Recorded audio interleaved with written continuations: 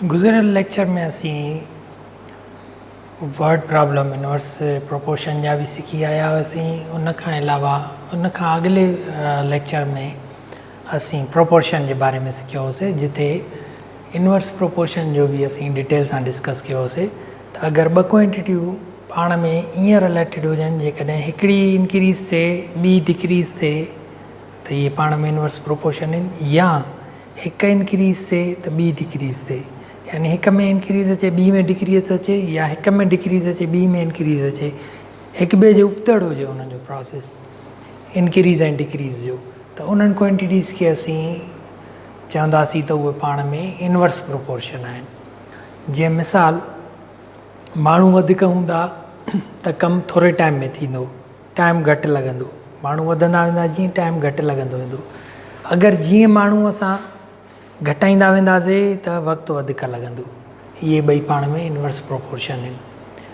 साॻी तरह अगरि लिमिटेड फूड आहे, लिमिटेड खाधो आहे, त माण्हू जीअं घटि बा तीअं उहो वधीक ॼाण हलंदो, अगरि माण्हू जीअं वधंदा उहो घटि ॼाण हलंदो।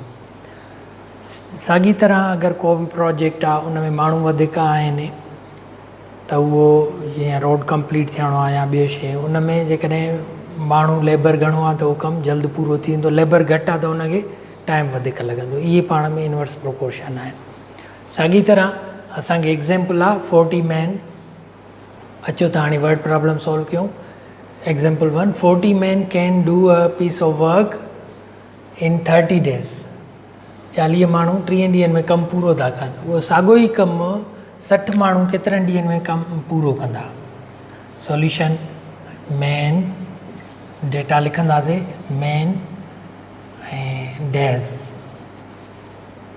मैन 40 त 30 डेज़ में कमु पूरो था कनि।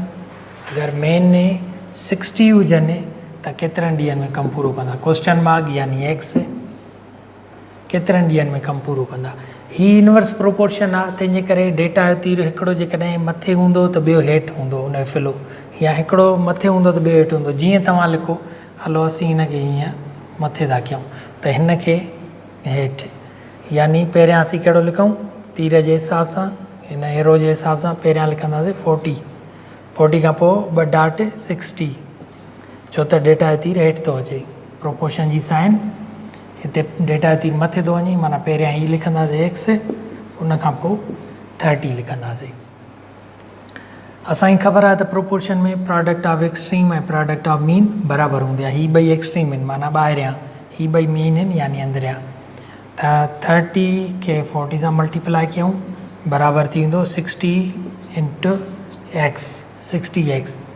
त हाणे ही 60 हेॾा मल्टीप्लाई में आहे त हेॾे ईंदो, डिवाइड में थी वेंदो 30 into 40 equal to X divide by 60। Multiply करे डिवाइड कयूं त बि ॻाल्हि साॻी थी वेंदी, पर हीअं सॉल्व करणु वधीक आसान आहे। 60 ऐं 30 हिक ॿिए ते, ॿिनि जो खोड़ो ॿिन्ही ते 30 टेबल लॻी, हिकु दफ़ो ॿ दफ़ा। 2 जी टेबल 40 ते 20 टाइम लॻी। 40 खे हिन सां मल्टीप्लाई कयो 1 सां, थींदो 20 इक्वल टू एक्स। त आंसर थी वियो 20। यानी 40 माण्हू 30 ॾींहंनि में कमु पूरो था कनि, अगरि 60 माण्हू हूंदा त 20 ॾींहंनि में कमु पूरो करे छॾींदा, 20 डेज़। हिन खे असीं ॿिए डायरेक्ट मेथड सां, अल्टरनेटिव मेथड सां, टेक्निक सां आसानी सां सॉल्व करे सघूं था, सिंगल ई स्टेप में। पहिरीं क्वांटिटी जेका मिलियल आहे उनखे ॿी सां मल्टीप्लाई कंदासीं ऐं 3 सां डिवाइड, 3rd सां डिवाइड कंदासीं। 40 man complete work in 30 days divide by 3rd। First quantity multiply by second quantity divide by 3rd quantity, त आंसर मिली वेंदो असांखे सिंपली साॻियो ई,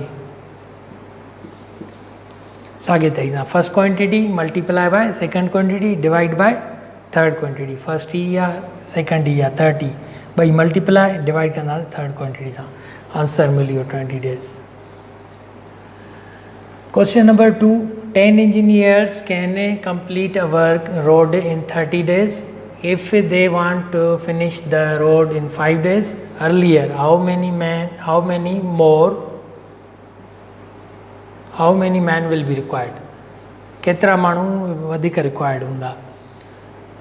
10 इंजीनियर जेकॾहिं कंप्लीट कमु था कनि 30 ॾींहंनि में, ऐं रोड जेकॾहिं 5 ॼाण अॻ में पूरो करणु चाहिनि था त ॿुधायो त केतिरा वधीक इंजीनियर रिक्वायर्ड हूंदा। सॉल्यूशन इंजीनियर्स एंड डेज़ घणा 10 इंजीनियर्स 30 डेज़ में पूरो था कनि। त हाणे केतिरा इंजीनियर असांखे वधीक खपनि जेको 5 ॼाण अॻ में 5 ॼाण अॻ में यानी 25 ॾींहंनि में कम खे पूरो करे सघनि। त हाणे हिनखे सॉल्व कंदासीं। डेटा जो तीर इनवर्स प्रोपोर्शन आहे। इंजीनियर्स जेतिरा घणा हूंदा ओतिरा घटि ॾींहं लॻंदा, जेतिरा घटि इंजीनियर हूंदा ओतिरा वधीक ॾींहं लॻंदा, यानी ही ॿई क्वांटिटी इनवर्स प्रोपोर्शन आहिनि। तंहिंजे करे डेटा जो फ्लो ईअं हूंदो त हिक ॿिए जे इनवर्स में हूंदो। ठीकु आहे, अगरि जेकॾहिं असीं हिनखे मथे था कयूं त हिनखे हेठि करिणो पवंदो। अगरि हिनखे हेठि कंदासीं त हुनखे हिनखे हेठि कंदासीं त हिनखे मथे करिणो पवंदो डेटा जे फ्लो खे। हीअ लिखंदासीं एक्स इंटू 10 प्रोपोर्शन साइन हेॾां थींदो 30 इंटू 25। प्रोडक्ट ऑफ एक्सट्रीम ऐं प्रोडक्ट ऑफ मीन ॿई बराबरि हूंदियूं आहिनि। 25 into X equal to 30 into 10। हीअ हिते मल्टीप्लाई में 25 हेॾे ईंदो डिवाइड थी वेंदो त थी वेंदो X equal to 30 into 10 divide by 25 हेॾे डिवाइड में ईंदा त एक्स जो वैल्यू थींदो इन ते ॿिन्ही ते 5 जी टेबल, हिन ते 5 टाइम, हिन ते 6 टाइम, 5 जी टेबल 1 टाइम 2 टाइम, ॿिन्ही ते टेबल ॿिन्ही खे मल्टीप्लाई कयूं 6 खे ऐं 2 खे त थी वेंदो 12। आंसर थी वियो 12। त वधीक केतिरा रिक्वायर्ड आहिनि? ऑलरेडी 10 आहिनि, ऑलरेडी 10 आहिनि। वधीक केतिरा थींदा? 2 थी वेंदा, मोर 2। आंसर थी वियो 2 मोर इंजीनियर्स आर रिक्वायर्ड। ऑलरेडी 10 आहिनि, तंहिंजे करे 2 वधाराईंदा त कमु थी वेंदो 25 ॾींहंनि में। हिनखे डायरेक्ट ईअं करे सघूं था 10 खे 30 सां मल्टीप्लाई यानी first quantity into second divide by third quantity. Third quantity ते 5 डेज़ आहे, 5 डेज़ यानी 25 डेज़ थी वेंदो। 5 डेज़ अर्लियर आहे, 5 डेज़ अर्लियर आहे माना 25 डेज़ में मुकमल करणु चाहिनि था। ॿिन्ही ते 5 जी टेबल लॻी, हिन ते 6 टाइम, हिन ते 5 टाइम, वरी 5 जी टेबल 10 ते लॻी 2 दफ़ा त थी वियो 12 इंजीनियर्स 25 ॾींहंनि में कमु मुकमल कंदा। पर वधीक केतिरा थिया? ऑलरेडी 10 आहिनि त 12 माइनस 10 यानी 2 जेके आहिनि उहे वधीक थी विया। Example 3 30 farmers can reap a crop in 20 days. 30 हारी 20 ॾींहंनि में हिकु फसल लुणी सघनि था।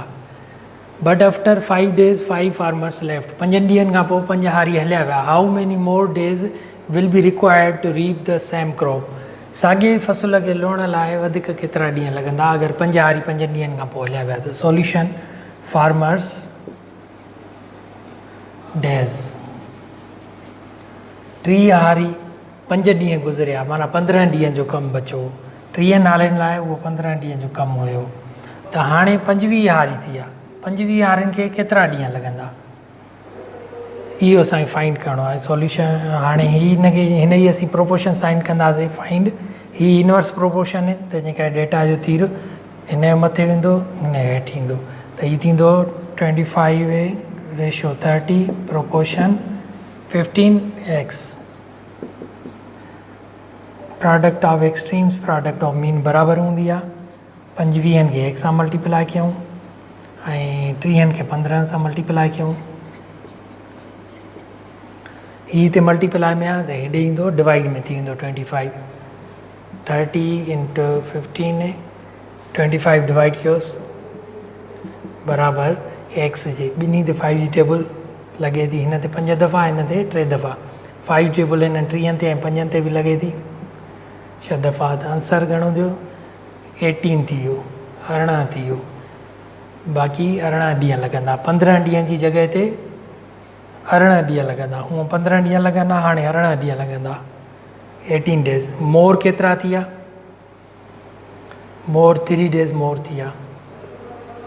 3 डेज़ मोर थी विया। अगरि मोर जे सेंस में ईंदासीं त 3 डेज़ मोर थी विया। बक़ाया केतिरा ॾींहं लॻंदा जे सेंस में ईंदासीं त 18 ॾींहं लॻी वेंदा आहिनि फसल खे। Question number 4 A book covers 120 pages with 24 lines. हिकु बुक आहे, अगरि हुन जूं असां 24 लाइनियूं आहिनि हुन बुक ते, त हुन में 120 पेजिस जो बुक थो ठहे।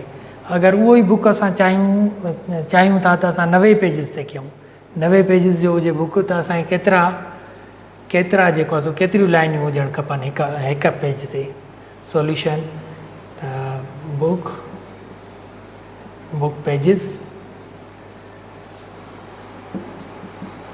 Pages lines.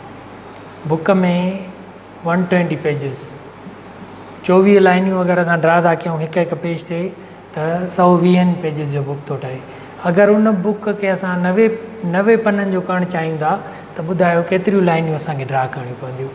प्रोपोर्शन, इहे इनवर्स प्रोपोर्शन आहे, तंहिंजे करे डेटा जो हिकु तीर डेटा जो फ्लो हीअं हूंदो, त ॿियो वरी उन जे इनवर्स में हूंदो। 90, 120 and 24x। Product of extremes, product of mean बराबरि हूंदी आहे। 90 खे x सां मल्टीप्लाई कयूं, 120 खे 24 सां मल्टीप्लाई कयूं। 90 ते मल्टीप्लाई में, हेॾे डिवाइड में ईंदो, x वैल्यू थींदो 120 इंटू 24 डिवाइड बाय 90, त x इक्वल टू 0 0 में कैंसिल। 3 टेबल हिन ते बि लॻे थी, 4 टाइम 3 टाइम, 3 टेबल हिन ते 8 टाइम लॻी, त आंसर थी वियो 32 लाइन्स।